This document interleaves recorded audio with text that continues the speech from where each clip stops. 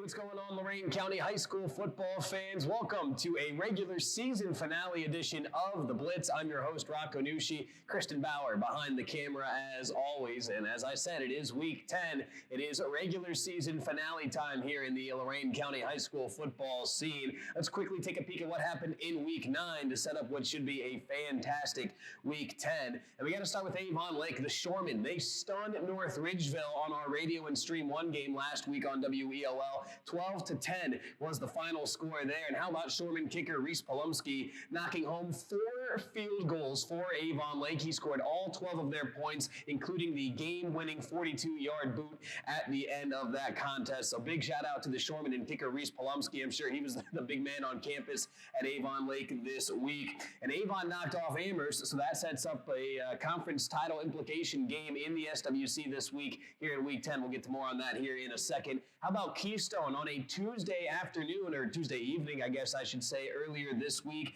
They escaped Clearview, and I do mean escape, with a 7-6 victory. It was a crazy final sequence for Clearview, one of those, Stanford Cal band on the field type of plays where they're lateraling, but Clearview, they fall short of the goal line. Keystone hangs on to win. They clinch at least a share of the Lorain County League title, and if they can find a way to beat Oberlin this week, they would win the conference outright. And I got to shout out Chase Ferris and his Elyria Catholic Panthers. They picked up win number 2 this past Friday. They knocked off Holy Name 13-3. They were down 3-0 at the half, but a big second half by the Panthers, led by quarterback Daryl Shumpert. He had over 140 passing yards, 2 touchdowns for the Panthers in that contest. EC again picking up win number 2 on the season. So there's kind of the highlights of week 9. What is there to watch here in week 10? Well, as I alluded to already, Avon at Avon Lake, the big one, the rivalry, as the tracks, what divide those two communities there.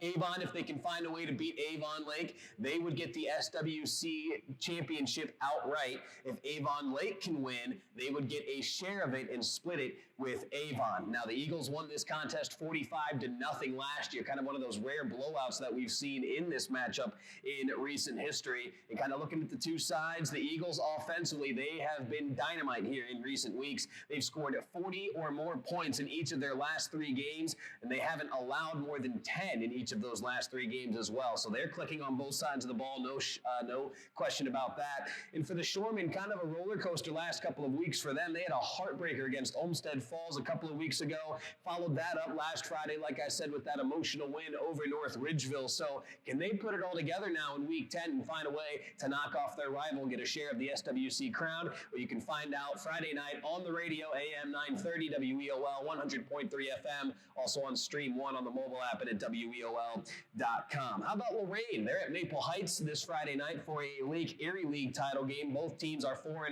in Lake Erie League conference play. So Lorain looking to capture another conference title, their final year in the LEL. Both sides are coming off big shutout victories last week.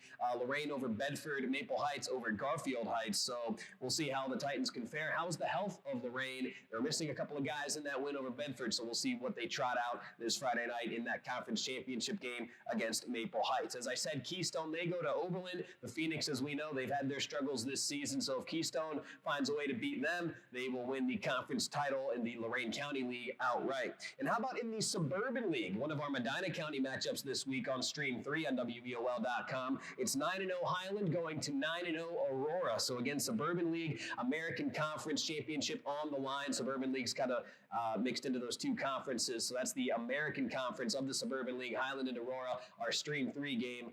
That's a big one on the line there.